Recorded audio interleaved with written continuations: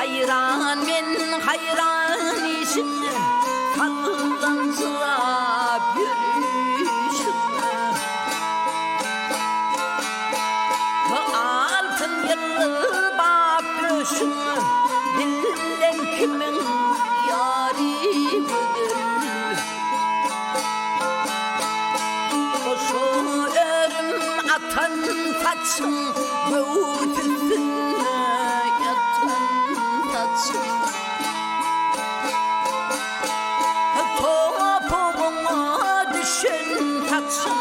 misli dağım mari bıdır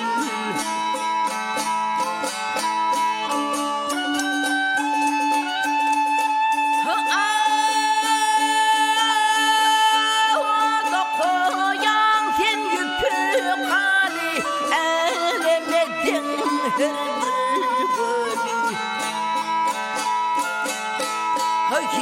hiç evde yok öğün yali kim öğretti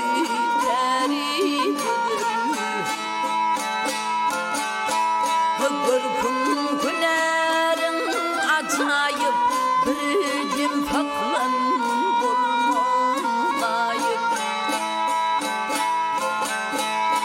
taşlap gittin ayrı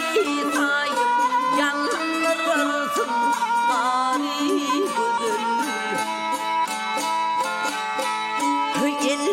ellerine güller bitsin dillerine ballar bitsin gören tarifini ettin birce baktın beri güzel birce baktın beri güzel